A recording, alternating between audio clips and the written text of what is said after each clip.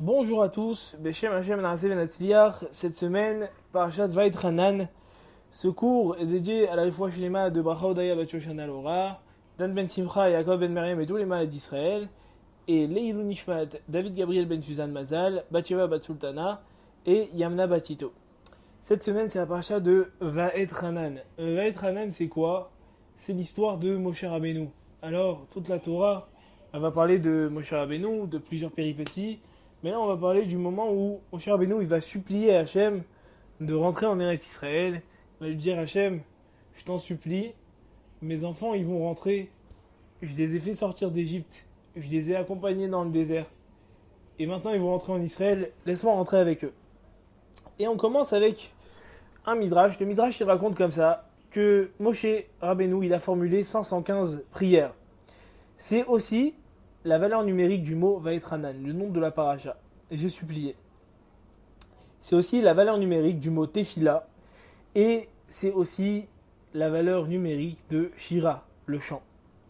Alors, mon cher Rabbeinu, qu'est-ce qui s'est passé?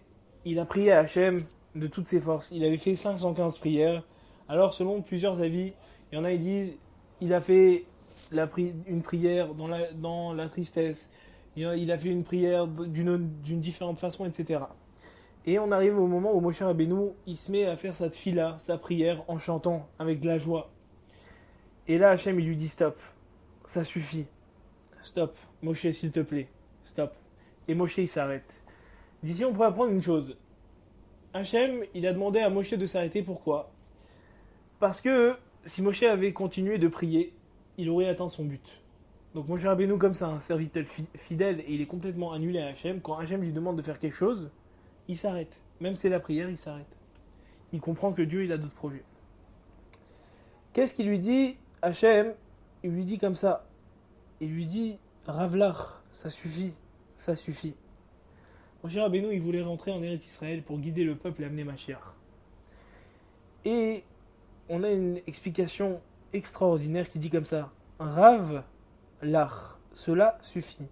Lach, c'est à toi, ça suffit. Et Rav, c'est Resh et Bet.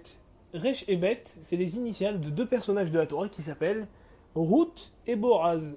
Ruth et Boaz, dans leur descendance, il y a un homme qui va s'appeler David Ameler. David Ameler, c'est David Melech Israël Chai Vekayam, c'est celui qui va amener le Mashiach ben David. C'est de lui qui va descendre Mashiach. Quand Moshe Rabbeinu il essaie de prier, Hachem il lui dit Moshe, je suis désolé, je veux vraiment te faire rentrer, mais j'ai signé un contrat avec un homme qui s'appelle David. David ben Ishai, il va être roi d'Israël et de lui va descendre Mashiach. Moshe Rabbeinu il voit ça, il s'arrête, il dit Hachem, tu as tes projets, je les accepte. Deux choses à apprendre ici. Première chose, la tfila elle peut tout changer. Deuxième chose, la tfila dans la joie, elle peut changer les choses encore plus rapidement. Troisième chose, il y a des fois on prie pour des choses qui ne sont pas pour nous. Et Hachem, il nous le montre. Maintenant, la paracha de la semaine commence comme ça. Vaïtranan el Adonai ba'et ha'i les morts. J'ai demandé au Seigneur, j'ai supplié Hachem une grâce en ce temps-là en disant. En ce temps-là, on a dit en ce temps-là, ba'et ha'i. Ça veut dire quoi ce temps-là? Alors, les Chachamim, ils nous expliquent une chose extraordinaire. Ba'et ha'i les morts. En ce temps-là, c'est quoi en ce temps-là?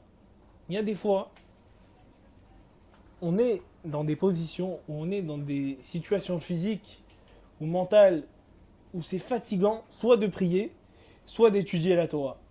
Il faut savoir que à ces moments-là, quand tu es fatigué d'étudier et quand tu es fatigué de prier, c'est ce moment-là où tes prières elles vont être acceptées. C'est à ce moment-là où Moshe Rabbeinu il est arrivé à la fin de ses prières et finalement Hachem lui a dit stop parce que s'il continuait, tout aurait été exaucé. Donc il faut savoir, comme il y a des chachamim qui disent dans un moment où qui est propice à ce que tu te mettes en colère, il y a il y a une grande parnassa qui t'attend, et on est en train de voir comment tu vas réagir par rapport à cette colère. Si tu te mets en colère, on t'enlève la parnassa que tu devais avoir, qui a été décrétée du ciel. Et si tu te mets pas en colère, alors on va te donner, et plus encore que ce que Hachem il avait prévu comme cadeau pour toi. Là, c'est pareil. Il dit en ce temps-là, quand des fois on a des coups de barre, quand des fois on est fatigué d'étudier, quand des fois on est fatigué de prier, c'est précisément dans ces moments que Hachem, il nous exauce. Mais en vrai, il faut réfléchir d'une autre façon.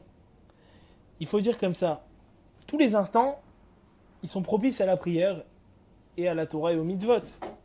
Alors, les Chachamim, ils révèlent une chose.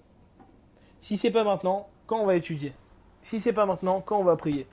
Si c'est pas maintenant, à quel moment on va le faire? Et on voit en effet que quand quelqu'un, il remet à plus tard les choses, eh ben il les fait pas. Comme par exemple, quelqu'un il va dire j'ai le temps. Et quelqu'un qui dit j'ai le temps, ça veut dire qu'il a pas le temps. Par contre, quelqu'un qui dit j'ai pas le temps, ça veut dire qu'il a une notion du temps. Quelqu'un qui te dit j'ai pas le temps, il a fait un planning. Il sait pourquoi il a pas le temps. Quelqu'un qui te dit j'ai le temps, il a rien à faire. Et comme il a rien à faire et il a rien prévu, alors lui il va pas faire. Donc il faut, d'après le Rav Israel Salender, il faut vraiment optimiser ces moments de prière et ces moments de tfilot pour être exaucé le plus rapidement possible. Une dernière chose dans cette paracha, Moshe dit comme ça, moi je me tiens entre Hachem et vous. Alors, il écrit comme ça, moi. Qui se tient entre Hachem et vous? Moi. Ça veut dire quoi? Ça veut dire que le moi intérieur, la Ga'ava, elle se tient entre Hachem et l'homme. Quand quelqu'un il est orgueilleux, il va se mettre devant Hachem. Hachem il va lui donner des commandements. Et lui va dire, attends, moi d'abord je fais ce qui m'arrange. Moi si j'ai envie, je vais manger dans un restaurant un poisson qui n'a pas d'écailles et pas de nageoire. Après je vois s'il est bon. Après je vois si Hachem, sa mitzvah elle vaut le coup. Ça c'est de l'orgueil. Il y a d'autres types d'orgueil. Il y a, voilà, moi et moi. Quelqu'un qui va commencer par dire moi. Hachem, il ne peut pas résider avec les orgueilleux. Pourquoi? Parce que si Hachem, il te donne quelque chose à faire, mais quoi qu'il arrive, c'est tes décisions à toi qui comptent, alors Hachem, il n'a pas de place pour les commandements qu'il t'a donnés.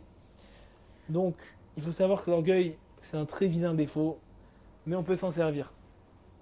L'orgueil, ça peut détruire des relations.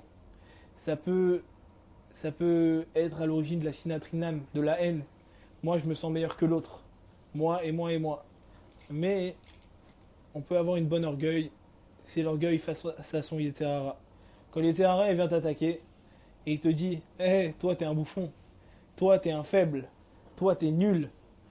Et ben toi, tu lui dis à ce Yetzer Hara moi, je suis plus fort que toi. Et personne ne pourra me faire changer de destination, changer de comportement, car toutes mes pensées sont redirigées vers Hachem. Et c'est comme ça, c'est dans cette situation-là que Bezrat Hachem, on va amener Mashiach et le troisième Beth Amikdash en expédiant le Yetzer Hara très loin de nos pensées. Shabbat Shalom.